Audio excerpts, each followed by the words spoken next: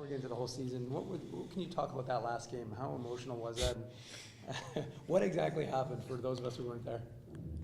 Well, it wasn't planned, that's for sure. We weren't going in there saying, "Oh, we're fighting" or whatever. Just an emotional game. We said we were going to go out and play hard for each other, and one thing led to another, and kind of got out of hand a little bit. But we stuck together. Aaron wasn't happy that one of their guys hit me from the bench, so he stepped in, and I appreciate it. And that's, I think, the type of team we're trying to build. Just a good group and a good guys sticking up for each other. How would you assess overall the first year as captain of the Manitoba Moose? It was a learning experience. When you have a tough year as a team, I think for me as a captain, it's tough to find the balance between not being too negative and trying to stay positive, but at the same time not being too negative. So it's kind of you lose 5 in a row. Okay, how do I approach it today? Do you come in the room and you don't want to go out and practice and be negative or whatnot, but at the same time you can't be joking and laughing. So it's kind of for me and for everybody, it was a learning curve. And all in all, I think as a leadership group, as older guys, we helped the young guys a lot. I think they learned a lot.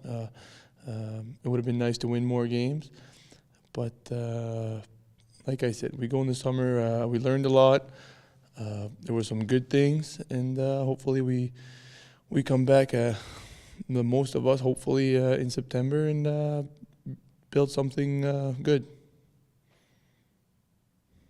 The growth of those young guys, especially Kyle and Jack, is that something as a veteran, as a captain, that you sort of take a sense of pride in? Yeah, you do. I think it's one of the main things. I think you have to be excited for those young guys. You want to see when they went up at the end. Cormier, Jack, Kyle.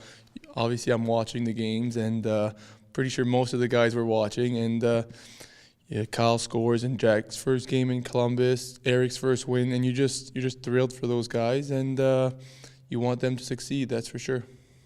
Same level as kind of like a proud dad watching. Almost. Honestly, I don't know how Dad feels, but it's you're pretty proud. Like you see Kyle score that game and him smiling, and you know that they want to win so bad. They want to make it to the NHL. So obviously you want them to succeed.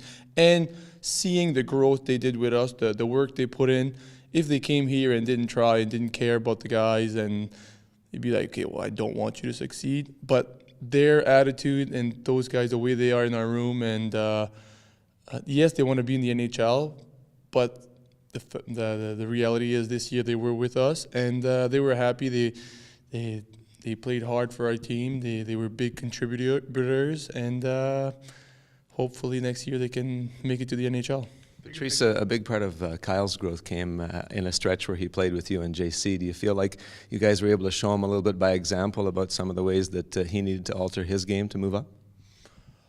Well, I don't think Kyle needs a lot of offensive side. I think he has it. I think, like you said, more of a complete game, and I think once it didn't take long. It didn't take once he played a few games, and well, I try to think that me and JC did help, but at the end of the day, he's a pretty good player, and I think he helped us a lot too.